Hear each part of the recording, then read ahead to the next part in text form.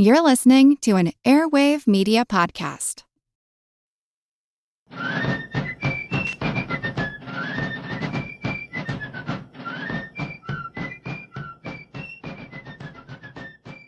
Hello, and thank you for joining this special edition of the American Revolution.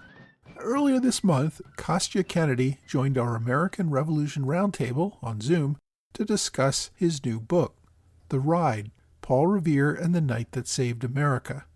We discussed the events leading up to Lexington and Concord and why Paul Revere was such a critical player in those events. Kennedy's book on Revere is available for sale now, just in time for the 250th anniversary of Paul Revere's Ride. So please enjoy our discussion, which again took place on Zoom. All right, welcome everybody to our March American Revolution Roundtable. We're joined tonight by author Kostya Kennedy, who is about to release his new book, The Ride, Paul Revere and the Night That Saved America. It's a very appropriate time to release such a book since the 250th anniversary of that ride is coming up next month. And I thought that was also a good enough reason for us to sit down and talk about it so that when the anniversary comes next month, you can spout all sorts of trivia to all your friends because you've listened to this podcast about the whole event. Mr. Kennedy, welcome to the American Revolution Podcast and the American Revolution Roundtable. Thank you for having me. I'm glad to be here. We're here, to, as I said, to discuss your book, The Ride, Paul Revere and the Night That Saved America. There's, of course, many other books that have covered Paul Revere's Ride, and this actually seems to be a departure from other books you've written that largely cover sports and sports history. I'm wondering what drew you to this topic. Yeah, so I think on a personal level, I have written, my sports books have been certainly sports books, but primarily baseball books, just by context. For instance, a book called 56, Joe DiMaggio and the Last Magic Number in Sports. And that book, certainly you'd have to have some interest in baseball, I think, to like the book, but it's also sort of a social history. It's a lot about being in America, being an Italian in America in the summer of 41, the last innocent summer before the war, and was often reviewed sort of that way as well. I was drawn very much to him sort of on two levels, a personal or emotional level and also an intellectual level. On the personal level, and maybe this is true for some of you or people out there, I can clearly remember being 9 or 10 years old and certainly old enough to read on my own, but happy to be read to. My mother sitting next to the bed and reading to me, "Listen, my children, and you shall hear of the midnight ride of Paul Revere," and reading through that wonderful Longfellow poem, with no pictures in the book. It was some big volume. So I was left to imagine it. It's this great gift of not having to see something on video or illustrated. And so that kind of led me there. And there's something so compelling to me on a more sort of professional or intellectual level about someone who has a particular moment such as this, which is the defining moment of his life and legacy, a world-changing moment, certainly. And he knows it when it's happening, and he rises to the occasion. And all of those things really played into making it interesting. I guess the last point, there are other books which I have certainly read and respect and are very good about Paul Revere. This isn't really meant to be a cradle to grave. I certainly didn't write everything I knew or found out about Revere. Everything is pointed towards the ride, is in service of the ride. So there is other biographical stuff, and there's things we'll talk about other people in the book. But it's all meant to be sort of journalistically pointed to take you as a reader, one hopes, on a figurative ride of your own. One of the things that I always found compelling about Paul Revere is we think of a lot of the founding fathers as wealthy men, plantation owners, lawyers, men of letters. Revere was none of that. He was a tradesman, a silversmith and a metal worker, things like that. Did that play anything into your particular interest of Revere as opposed to, say, George Washington or someone like that who's probably better known? Yeah, I think that it's a great point. I don't know if that played into my initial interest about him. And I think, again, he's different than George Washington. George Washington, obviously, a more voluminous figure with all of that stuff, right? But again, the fact of Revere being so well defined, even though he contributed in many other ways, had a long and very robust and productive life, and aided the early years of America in many ways. But clearly, that was more the draw. But there's no question that that's a big appeal, and that's a remarkable thing about him, right? That the people that he was really next to and working very closely with, John Hancock, obviously fabulously wealthy, and Samuel Adams, John Adams, Joseph Warren, all those guys went to Roxbury Latin, went to Harvard, Yeah. and set about devising the early days of the revolution, as you know. And for Revere to have gotten so close to those sort of that center of power, so much so that perhaps his closest friend in his life with Dr. Joseph Warren, it's really remarkable. He wasn't an intellectual type, obviously, Paul Revere, but he was clearly very intelligent, and the way he adapted himself later on in his life to other careers, the way he reacted to the environment around him, and simply the way he executed, even simply as an express rider, right? There are other people, and it wasn't just about skill as a rider. That was very, very important, of course. But the reason why he was the principal rider and had done so many important rides for them was because of his ability to understand and communicate what was at stake. And so, yeah, his sort of everyman quality is a wonderful thing, especially when you think of him sort of trafficking with these other luminaries of sort of a different pedigree, so to speak. I know one thing that helped Boston, Massachusetts, the colonies in general were a very class-based society, and he was not in the top class, as we've discussed. One thing that he did do that may have helped him interact with some of these other people was his role as a Freemason. You talk about this a little bit in your book. What did Freemasonry do for Revere? Very, very important. It's great you bring that up, Mike. He initially joined sort of as a way to get business. He was pretty young, starting out a silversmithing business. His father had died, and he was taking it over. So the way to meet people and to network. And then this became a important place for him, and sort of a place of ideas. A lot of the Masons, and Warren was a very prominent Mason, but people like the Adamses and Hancock weren't. There's a lot of overlap, right? So the people in the Masons who met at the tavern, at the Green Dragon Tavern, and then the Caucasus met there as well. So those other men, with the exception of Warren, weren't Masons per se. And he also joined, you may well know, he joined there were different orders of the Masons, and his was primarily artisans. They were shipwrights and carpenters and things like that. So I don't know that his membership in that group was certainly important for his stature, and the way that he rose there was also a sign of both his ambition and his intelligence. He rose very quickly through the ranks, did all different kinds of jobs. So it was an education for him. It didn't necessarily in itself bring him closer to those men we spoke about, but it did give him a chance to exchange big ideas and be around people in that kind of discussion setting.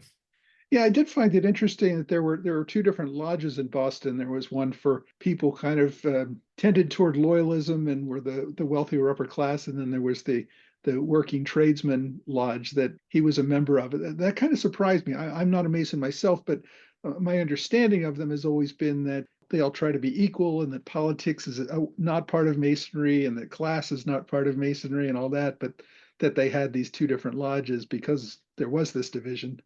It's a great point. I don't think they were, and I do mention that in my book, that their charters weren't different, their agendas weren't different, but ultimately these places are social clubs, right? They're no longer associated, meaning I say no longer, by the 1760s, and certainly by the time they were here in America, they were no longer associated with actual masonry that had gone by the wayside for many years before.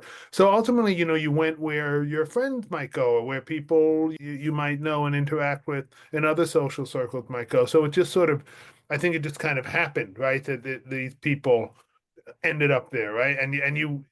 The loyalists in the 1750s and the 60s, and it wasn't as if loyalists and patriots couldn't sit and have dinner together. They did all the time, and they talked about stuff, but still became more and more of a division as time went on, and people tended to gravitate to one or the other.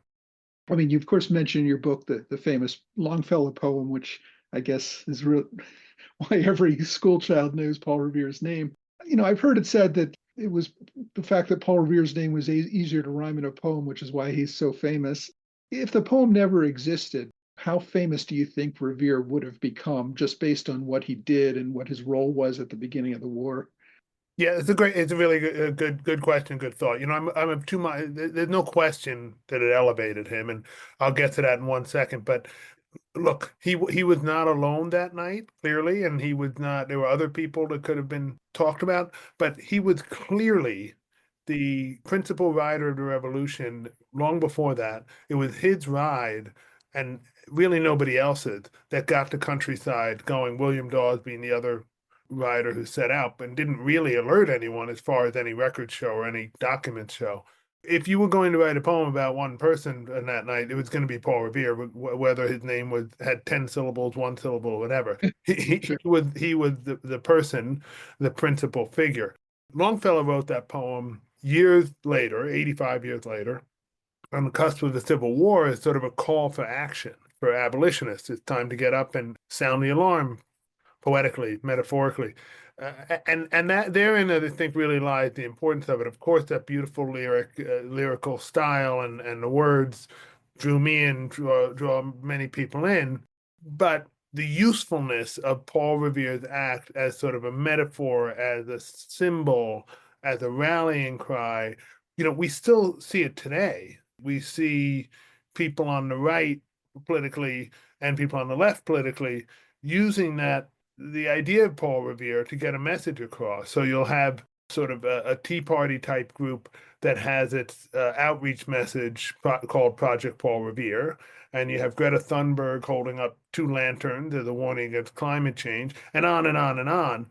And it's because of how powerful an event it was and what it represented. And I think that's really what captured Longfellow. Longfellow got a few facts wrong, but basically got the spirit of it right. And he knew the facts, like he knew it very well. He lived and grew up there. He'd read Revere's account in detail. Yeah, but there's no question it had I think maybe people on this with us tonight would have heard of Paul Revere at this time, because if you really study and know the time, you certainly would have. But certainly school children would not know him in the way they know George Washington or others. Yeah, and I guess poets are allowed to take poetic license. One thing I've heard that I found interesting was that William Dawes really grew in fame about 100 years ago because one of his descendants, Charles Dawes, became vice president of the United States under, who was it, Calvin Coolidge, I believe. And during that time, it seems like Paul Revere almost came under attack, that there were a lot of things saying, well, he really wasn't all that. He really wasn't as great as people thought he was. He was one of a bunch of riders. He never finished his ride. I even heard stories that he was drunk and fell off his horse during his ride. These were all sorts of things that were done to kind of lower Revere in order to raise up Dawes, who was, of course, the ancestor of the vice president at the time. Yeah, no, it's interesting, and people often get that way, right? Like about somebody's been done an injustice. It's kind of funny, Paul Revere himself, and it would have been like the reason why we first got to know Paul Revere, William Dawes, is because Revere mentioned him in his account.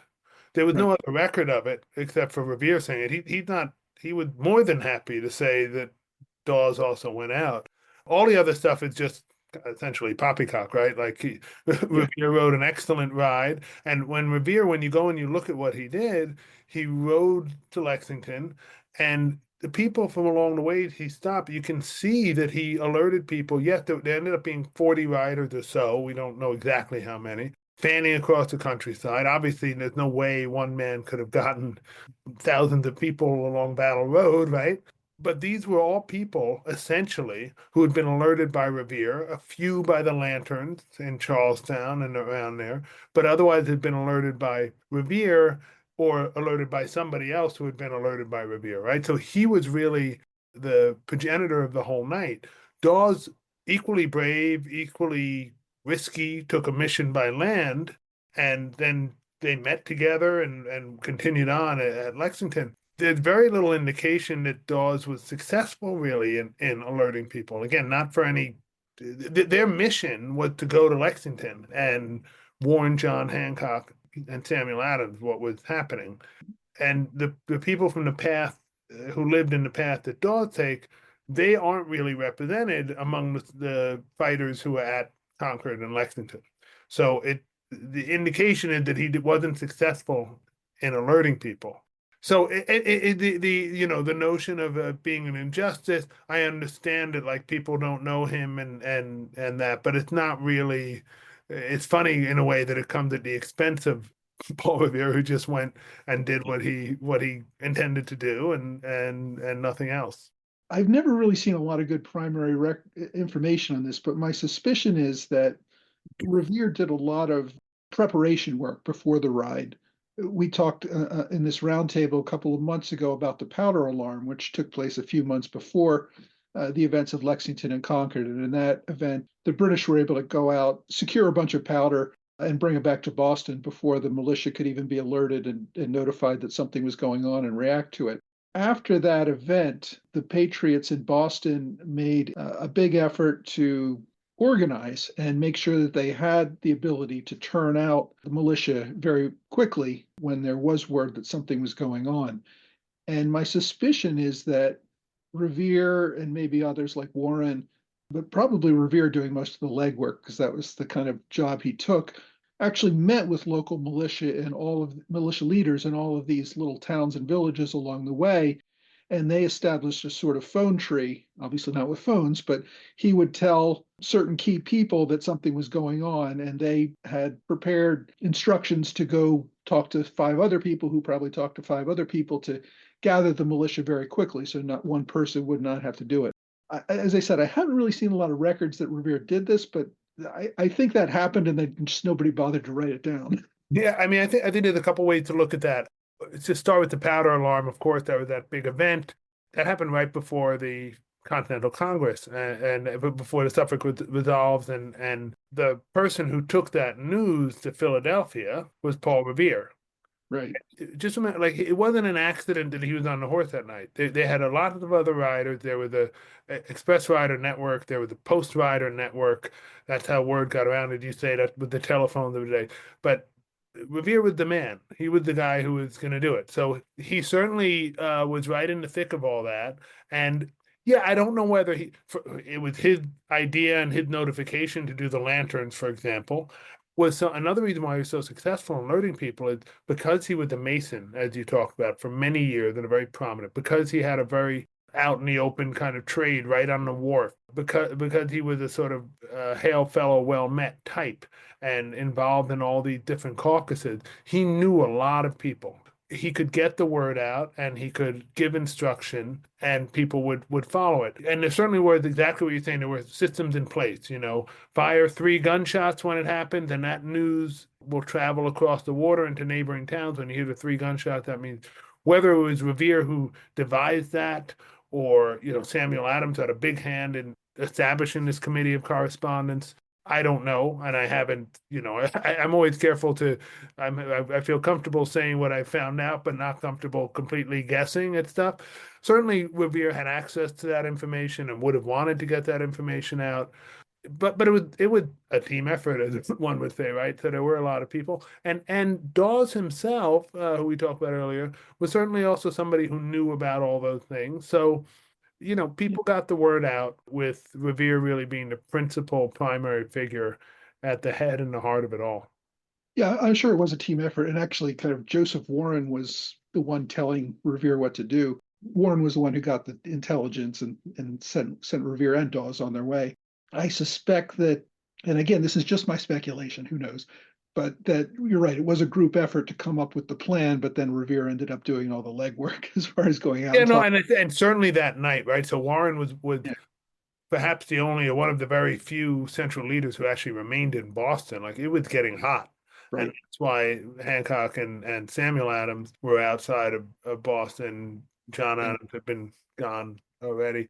So he stayed inside and had that Revere even got out of Boston that night is the mark of his ingenuity, right? There were men on the streets and there was the ship set up to prevent anybody from leaving for Boston to get the word out. And not only prevent anybody, but specifically prevent Paul Revere, who everybody knew his name, and he'd just been up to Portsmouth delivering news on behalf of the Patriots a few months before.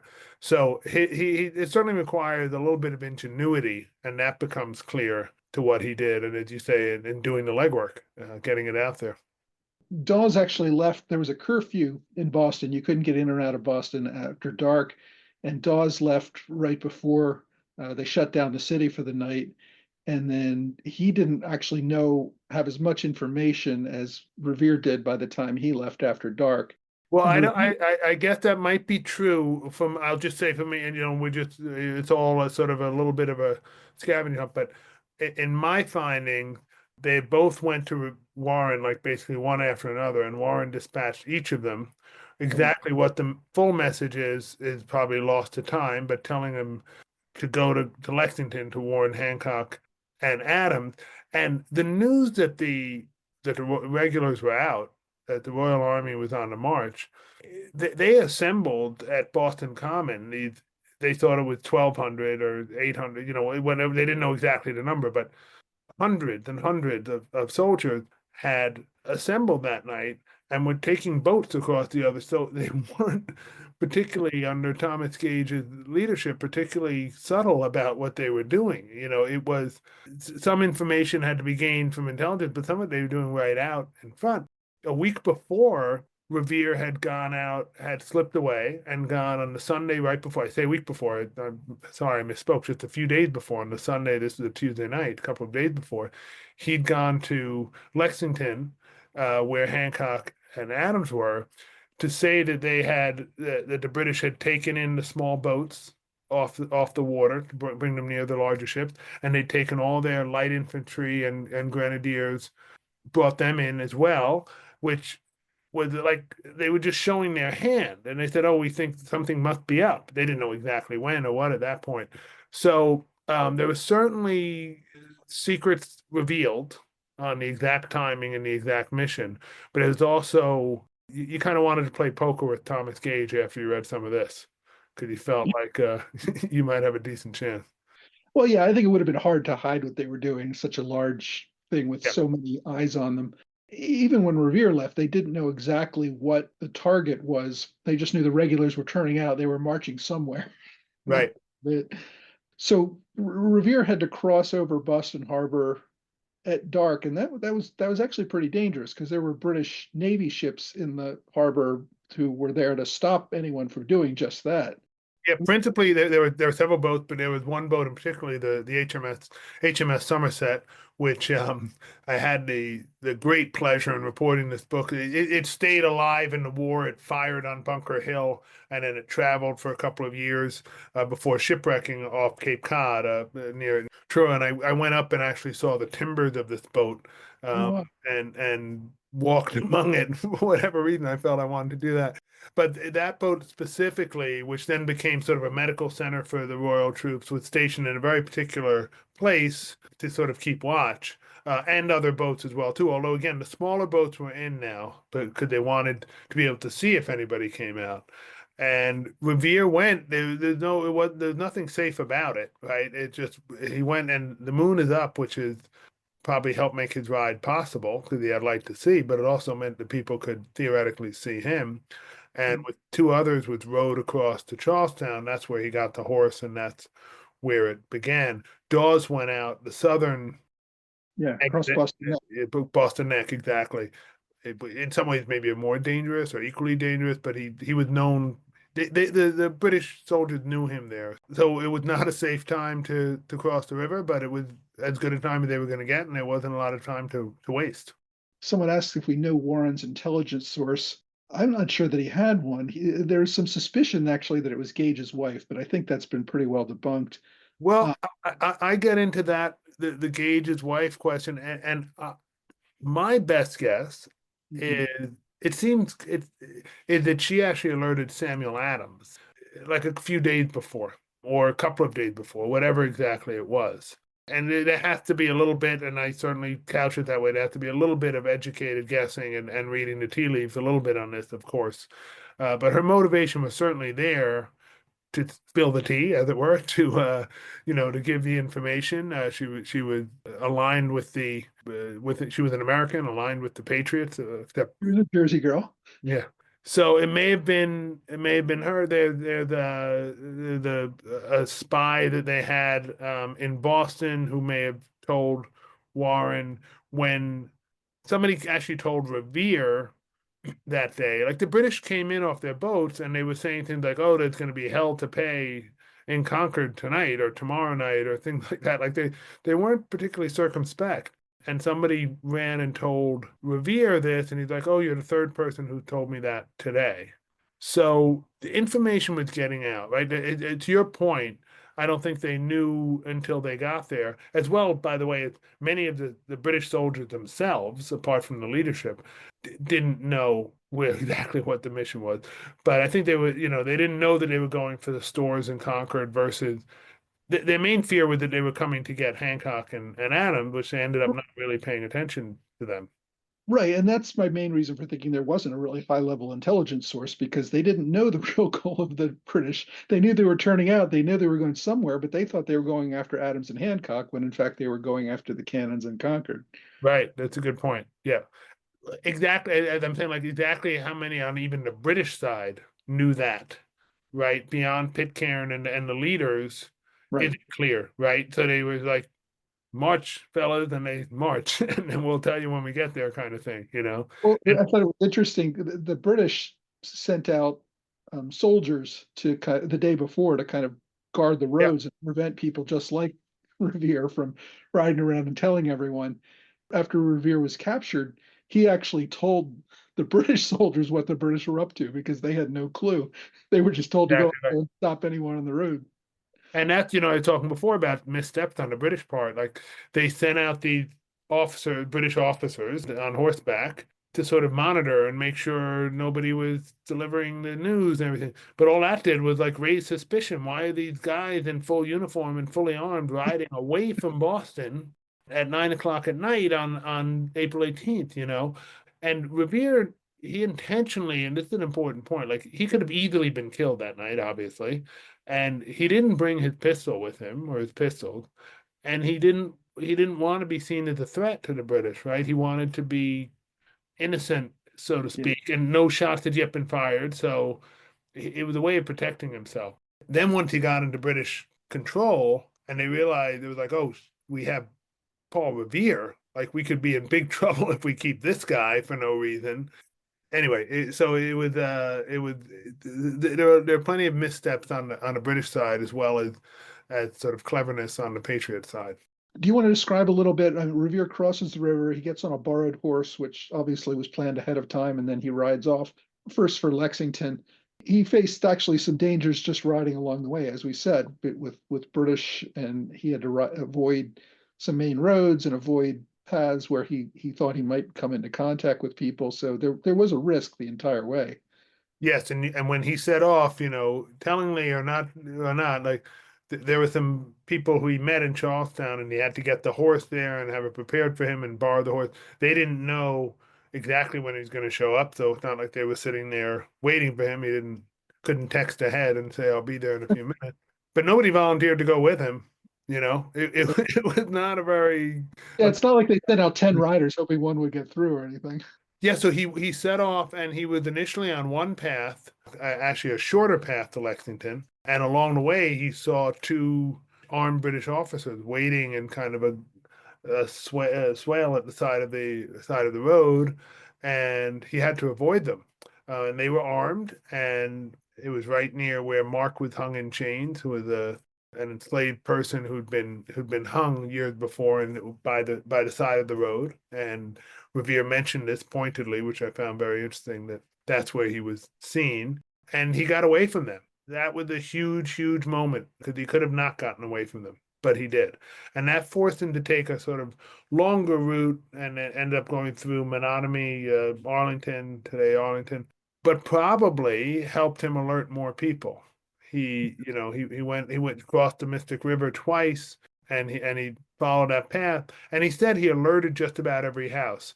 One thing that he doesn't do, and very few people do in the accounts, is say exactly who they told what, because it was secret and you didn't want to give up somebody's name. Oh, I told Jim Jones, and it's like, oh, Jim Jones is a traitor. It was very dangerous to be associated with this mission. So he was protective of names, he was protective on some details. But we know the path that he took, and we know that he took the time to alert people.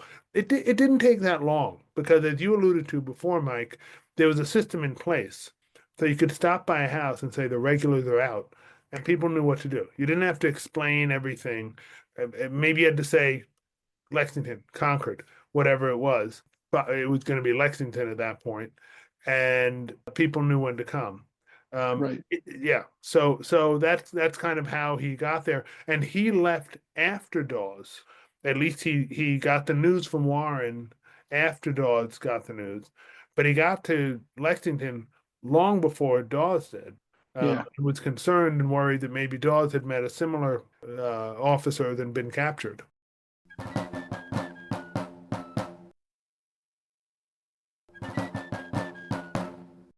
Yeah, Revere left hours later, had to take several detours and more circuitous route than he planned, and he still beat us to Lexington. When you look at his rides, Mike, and you look at some of the longer rides, such as to deliver news of the Tea Party to Philadelphia, and the speed with which he rode, just the time it took to cover 350 miles there, 350 miles back with a stop in New York to tell people stuff. I mean, the guy could ride a horse. I mean, that much is pretty clear. He was really good at that job. Yeah. Somebody asked, were Minutemen a select subgroup of militia? And they were. And it's funny because, again, to bring in Dawes and his relevance, we talked about how Revere was not a person of privilege or great education like some of the others.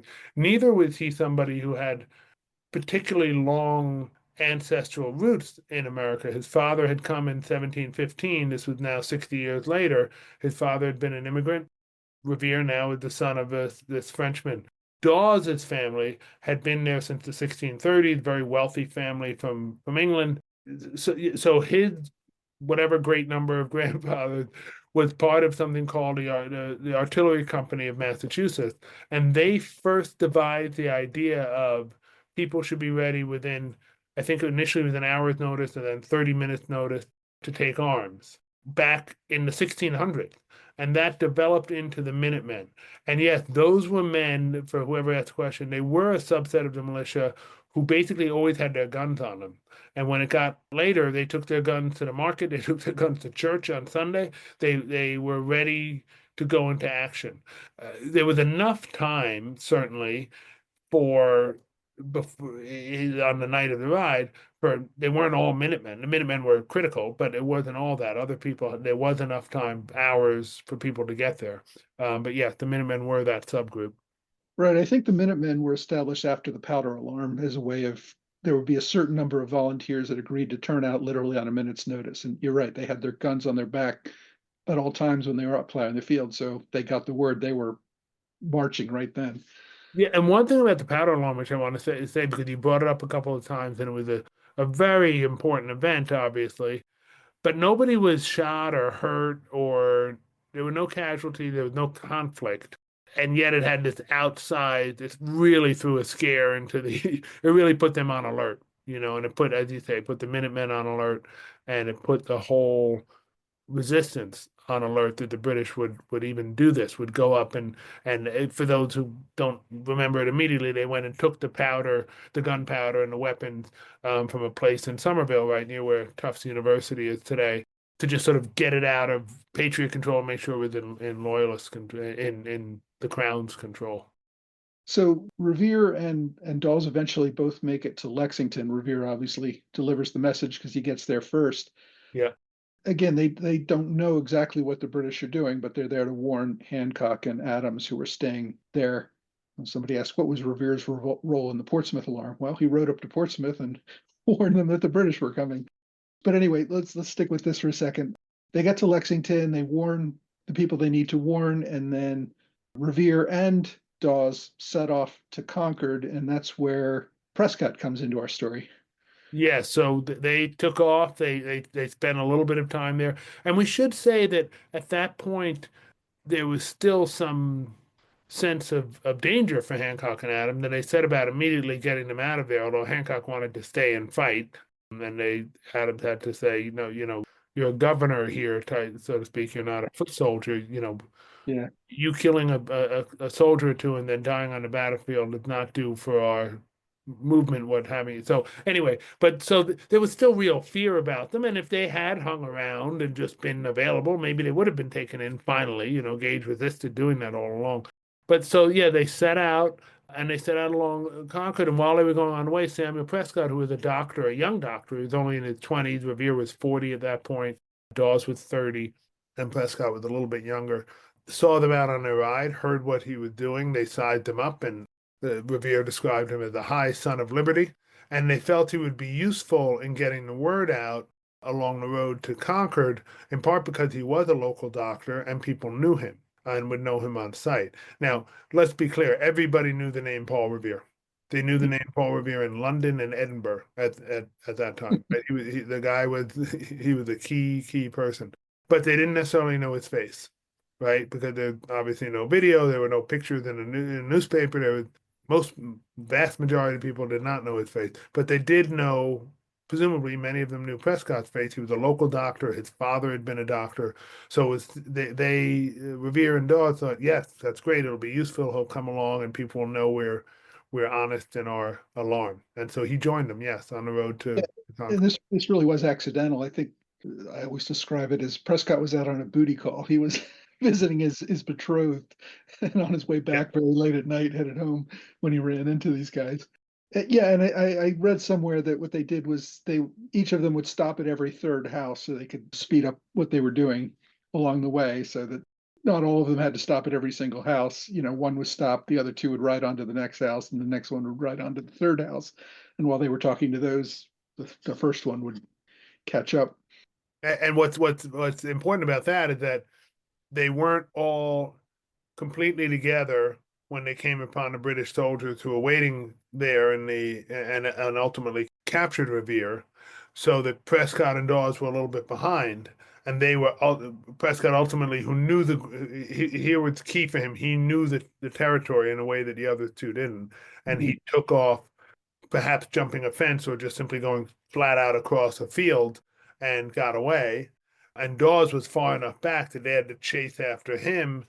He was able to get away from him. He lost his horse. They almost got him, but he was left to go on foot, where they were able to apprehend Revere. Now, these guys had also apprehended 3 other young patriots who'd set out kind of following them earlier in the night. So Revere was now in a little clutch of 4 patriots, Revere being clearly by far the big fish, under British control along the road to Concord. Yeah, somebody asked, does Gage's paper specifically state that he ordered Smith to capture Adams and Hancock? I don't think so, because I don't think they were trying to do that. That's a really good point. The King George, and his right hand and left hand men in London were very clear that they wanted them to be apprehended. But Gage wasn't going to do it, right? Gage was married to an American. He enforced the British instructions, right? So when it was time to have British soldiers quarter in Boston, he made sure they quartered in Boston. When he had to close down the port, he closed down the port. He did all of those things. But he was friendly he had served with George Washington in the French and Indian War. The divide between loyalist and patriot was not as stark as we might think now, or that it then came to be once blood actually started being shed. And so he simply didn't do it. He could have at any point had them apprehended. It wasn't that difficult. Right? They did. They were walking around Boston a few weeks before that. Right. And when they were walking around Boston, they were getting harassed by other people, and it would be like vandalism on Hancock's home, which is why they moved out to Lexington, because it was, as I said before, it's getting hot. There were a lot of people interested in him. But Gage never carried it out, despite, I won't quite call it an order, but despite clear direction from London that he should apprehend the leaders of this resistance. Right, and I think part of that was Gage was afraid that he was going to start a war. Essentially, if he had arrested the top leaders, he had tried making arrests a few months before, just when some people held an illegal town meeting, and 1,000 militiamen showed up at the jail to force the release of the leaders. If he had arrested the top patriot leaders in Boston at a time when he thought he was hugely outgunned and demanding that London send 20,000 reinforcements as soon as possible, if he had made those arrests before those reinforcements arrived, he thought he would be overrun and his men captured. Great point. That's absolutely true. And I think to the end, I think I say this, Gage was hoping against hope to avoid a war to the last possible minute. Yeah. The night he sent the troops out on April 18th, he was hoping that they could go and do this. He said express orders, don't go off the path, don't vandalize private property, don't fire. Obviously, he knows that it could happen. They're there. They're all armed. They're young soldiers. They're older soldiers there. But Gage did not want a war to happen by any stretch. Right. Gage saw the events of April 19th as just another raid to secure arms and ammunition, just like they had done at Portsmouth, just like they had done in the Powder Raid. This was just another attempt to secure some cannons so that in case down the road a war did start, the enemy would have a few less guns. You brought up Portsmouth. I know somebody else brought up they were completely unsuccessful in that, and that's because Revere got there ahead of them. He rode like heck and got there, and the Patriots went and took all those stores out of this fort before the British could get there. So they may have wanted to do it, but they weren't able to do it. And actually, those arms were very useful, even in defeat, of course, at Bunker Hill. But they were used. They were used by the Patriots. Yeah, there was another one in February, which we know today is Leslie's Retreat, where Right. Alexander Leslie tried to secure some cannons and was foiled by the early response system of the Patriots. So it's all we're talking about, and you're right, Mike. Like at this moment, at the moment of Concord and Lexington and Battle Road and all that, the wheels were greased. The militia was ready to turn out, and there were people who were ready to go and do this. We'd seen the powder alarm, we'd seen Leslie's Retreat, we've seen the raid in Portsmouth. So it had sort of their trial runs, and now this was prime time, so to speak. Right.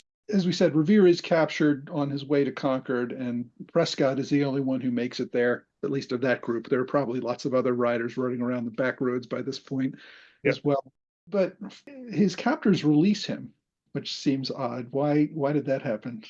Well, because could you imagine, like, first of all, no guns had been fired yet, right? So there was no war still at this point.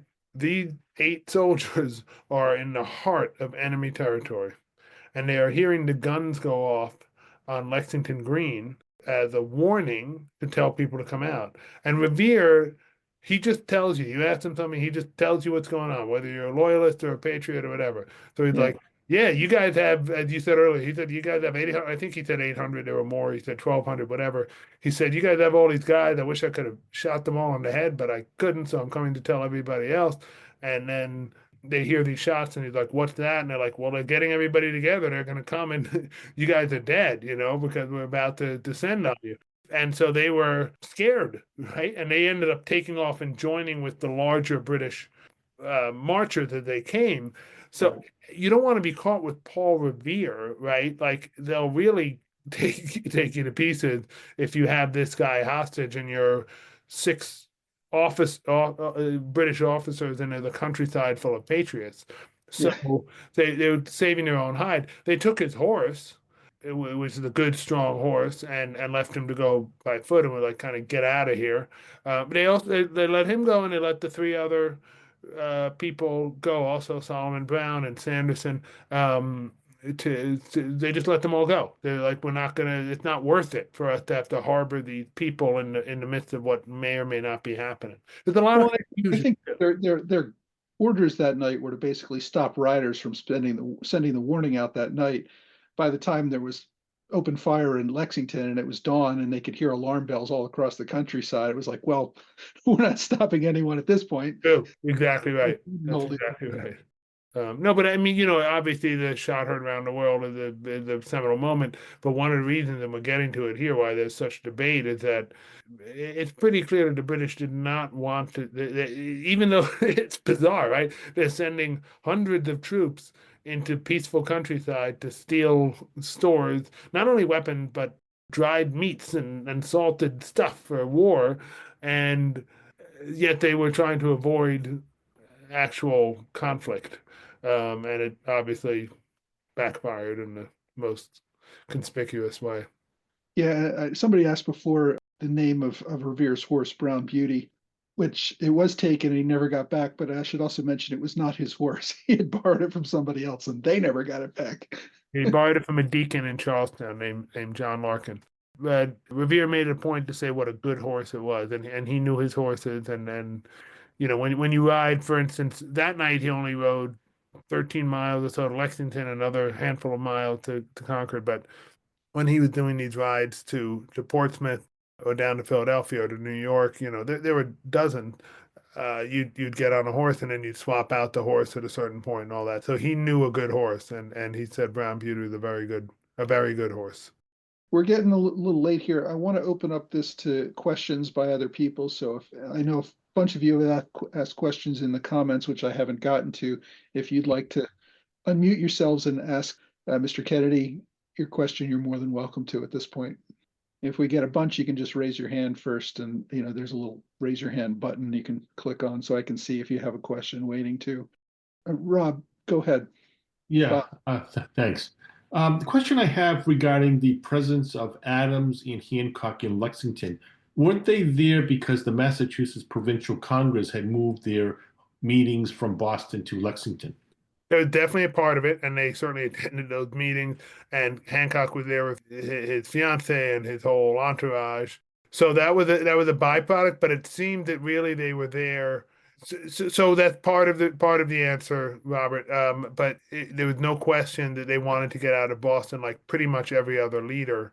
Hancock's home in Boston had been vandalized. There have been threats against both of them. And they were, to be in this house. And incidentally, the Clark house was the house that John Hancock had grown up in. His uncle had owned that house, and he'd lived with them for part of his youth. So there was a lot of reasons why they ended up there, and that's a fair point. That's one of them. But I don't think if it was a time of peace, well, I guess there was a time of peace, they wouldn't have moved a provincial Congress out there. But that wasn't the only reason with the proximity, because that was really just for a couple of days, and they were out there for a longer period of time. Where did they go after the battle? Did they stay in that area? I knew this would come up, and I have to reread my own book. They went, they went by coach to, and I'm sorry, I swear to you, it's in the book. I should know it off the top of my head, but you've got me here. I do know it. Yeah, I know they went to a small town up to the north, which was kind of out of the way of things. Exactly, and they went there, and it was there along that way that they realized that Hancock had forgotten his trunk.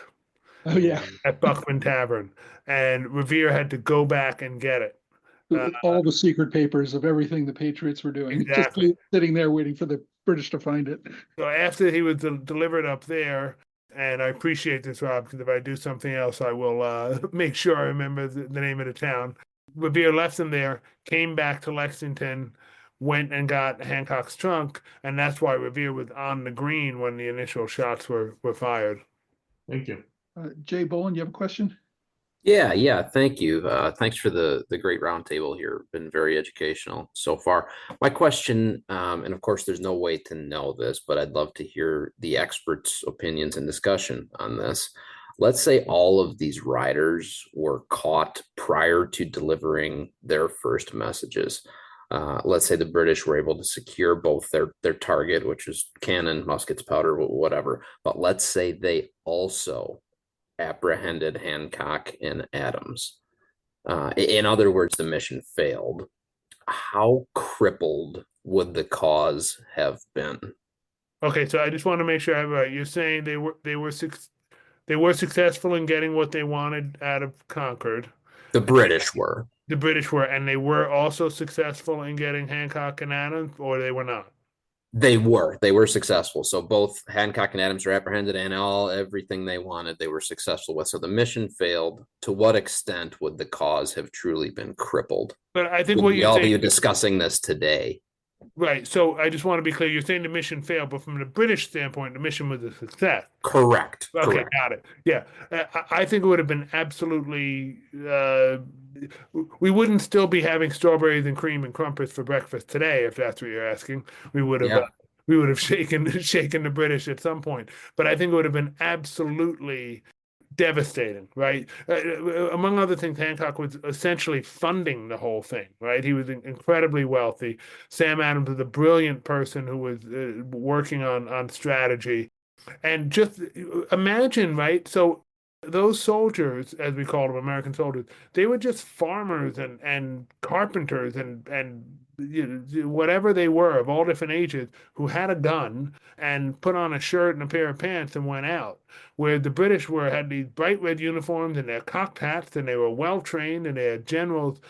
They were far more intimidating and far more powerful. So if you think about if our first mission had been utter defeat, the actual and psychological effect that would have had to me would have been tremendous. There's no chance in my mind that we would have July 4th, 76 as our Independence Day. Maybe the British would have had control for another year, 2 years, 5 years, 8 years. I don't know, right? Like who knows? They wouldn't have held on forever. Maybe not that long. Who knows?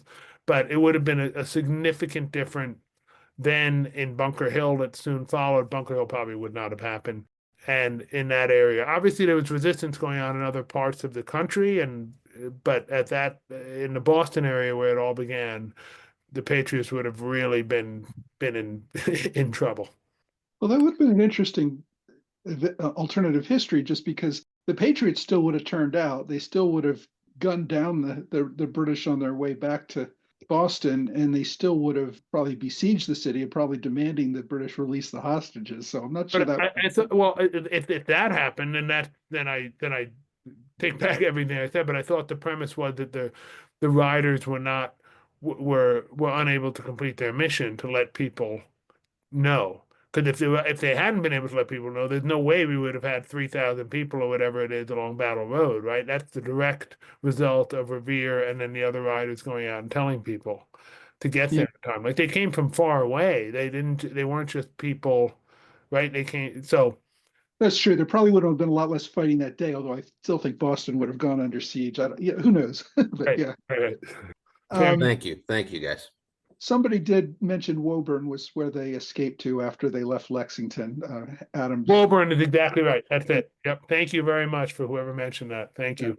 Thanks, Kevin. Jason, did you have a question for us? Great roundtable. Hey, I was just thinking because I know Washington went on his after the war tour of the Northeast. Did he ever have a chance to meet Paul Revere or Dawes or anything like that? You know, he went out to the Long Island, and there's some question of whether or not he met with any of the members of the Call for Spiring. But did he ever get a chance to personally meet Paul Revere at all? I know that Revere. So again, I will say that my book is very much, as I said, everything's in sort of service of the ride. So his later life I do touch on in certain ways, but I don't really explore. I know that he was involved in something after Washington's death. Revere was called upon to, I can't now remember exactly, but perhaps do some silversmithing work or some copper work at that point. Revere also had sort of a difficult turn in the army after 1770 in 1778. So there may have been contact, but I don't know of any direct contact between Washington and Revere. Dawes would, he was not as involved. Dawes was a very prominent family and had been a wealthy family.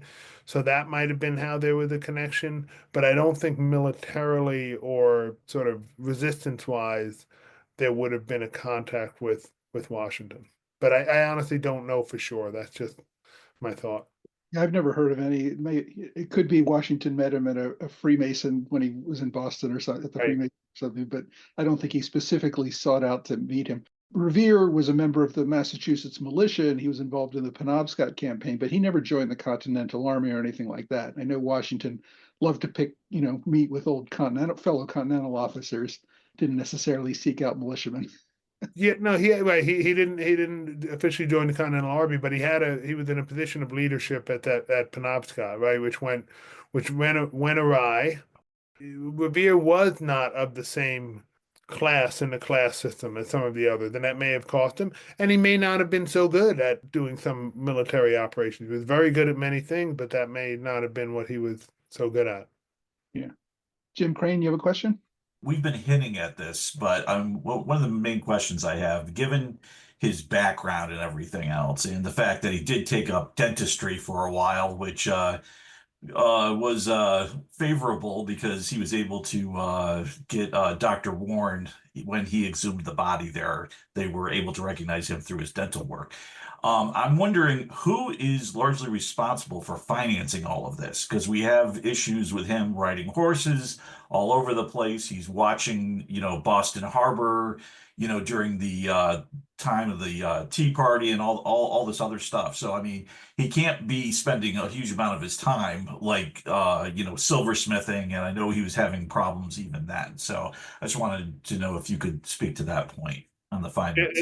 That's a really good point. He was paid for his time, and for instance, in Portsmouth, you can see the build that he produced for rental of a horse, for his time, for supplies, for the overnight, things like that.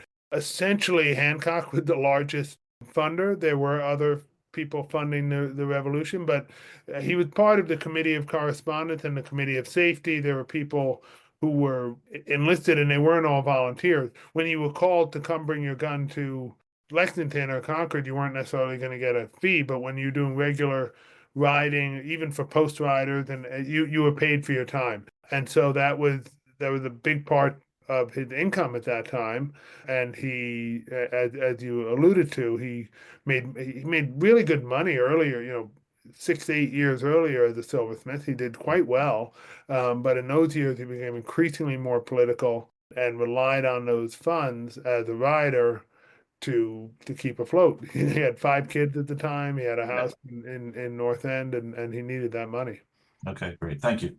Yep. Yeah. Hancock was definitely a big money man early in the movement. But I think once the war really got started, there was a provincial Congress in Massachusetts which started collecting taxes instead of the loyalists, and they started picking up the tab for a lot of these things as well. Ken Romanowski, do you have a question? Yes, thank you very much. What was the reaction when Revere arrived in Philadelphia? I believe he went to the coffee house there on Market Street, if I'm not mistaken. Were the Philadelphians surprised at this? Were they? I'm sorry, you mean when he went for the Continental Congress? Is that what you? Well, when Revere eventually went to Philadelphia, correct? He went there a couple of times. He went there a couple of times. He rode to Philadelphia. But yeah, so I'm just trying to figure out which time do you mean? He didn't go like on the night of the ride or anything. He didn't go down to Philadelphia. But right, sure. But say sometime after that, shortly after all of the consternation was going on, was there a call to arms? Do you recall? I hope I'm making myself clear. I'll say maybe Mike, you might know more about this. I don't. I know about his trips to Philadelphia, and again, he went to the Continental Congress and delivered news that completely flipped the positioning at the Continental Congress and allowed the Suffolk Resolve to be sort of published and delivered to the king. I don't know what he did right after the start of the war to go to Philadelphia. I'm not questioning that he did, but I don't know what happened there. Okay. Yeah, I do know he went several times to Philadelphia and usually reporting something to the Continental Congress. I can't give you a whole lot more details either, though. And one thing just to remember, just in the context of that question, Revere wrote a lot. Like he went out and did stuff, and sometimes it was more important, and sometimes it was less important. It was never more important than it was on April 18th. But there were other times when he may have been. It was also like a sense of bonding. Like he took a couple of rides down to New York just to say, "Hey, look, this is what we're seeing and feeling in Boston. What's going on down here, right?" And there was a little bit of that sort of way of communicating. Yeah, and hanging out in coffee houses was probably one of the best places you could go to get information. Coffee houses was kind of a euphemism. They sold alcohol as well, so people just hung out there and drank. And part of that, just to say, like, the water wasn't always that safe, and so drinking either hot water, coffee, or tea, I guess, or alcohol was no tea by this point, but yeah. Yeah. Tom McAndrew, do you have a question? Yeah, I just curious. Very early, you mentioned about the other books. But I'd like to focus on one book, it's kind of, for many of us, years ago, the David Hackett Fisher book was kind of like the key book on this. So now that as many years after that book, you've done all this research. So maybe you could highlight a couple of the key things you found that were inaccurate in that book. So there's nothing I'm not going to say anything inaccurate in that book or anything. I've certainly read and respect and admire that book. It's a work of, it is a much longer book written in a more academic fashion. I'm attempting in my book, I'm not sure if it's your question, but I'll just say it, to take you on sort of a journalistic ride and vision of what happened. There were certain things that I think I emphasized perhaps more. There were certain things that I intentionally left out. I guess the assessment of Margaret Kemble Gage, his assessment and my assessment are different. I'm not going to say that he was wrong, and I respect the work very much. So yeah, I don't want to get into anything with that on another book. Oh, that's good. That's an interesting response. Okay. So just give me more reason to read it. Mr. Kennedy, when is your book going to be released? What's the official release date? The Ride will be released on March 25th. Yeah. All right. So yeah, are you working on anything else these days? Or are you just pushing this book at this point? I've got my day job, but I don't have another book right now. Just work on. I'll Okay. get into that soon. Great. All right. Yeah. Well, I was lucky enough to get an advance copy. It's a great book. It's obviously being released just in time for the 250th anniversary, so you can get it ahead of time, read up on it before the big 250th event. I know that both Concord and Lexington are holding really great 250th celebrations in April, and we're probably going to be seeing a lot more of those as we get into the 250th anniversary of a whole bunch of events from the war. So if anyone wants to go up and see those things, that'll probably be a lot of fun as well. Kostya Kennedy, I really appreciate you joining us tonight. We had a great time. Thank you so much.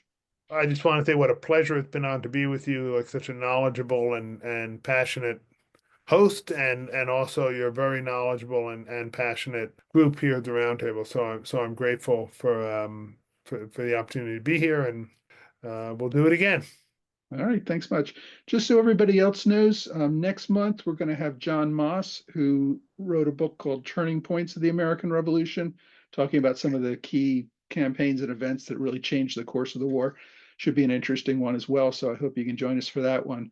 Again, thanks for joining us tonight. I will see you all hopefully again next month. Thanks. Once again, I'd like to thank Kostya Kennedy for joining us to discuss his book, The Ride, Paul Revere, and the Night That Saved America. I've included links to the book in my show notes. If you'd like to participate in future roundtables, there are two easy ways to learn about them. One is to sign up for my mailing list. The other is to follow me on Patreon, even as a free member.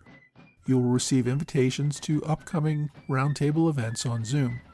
I've included the details in my show notes for this episode. Thanks again for listening to the American Revolution podcast.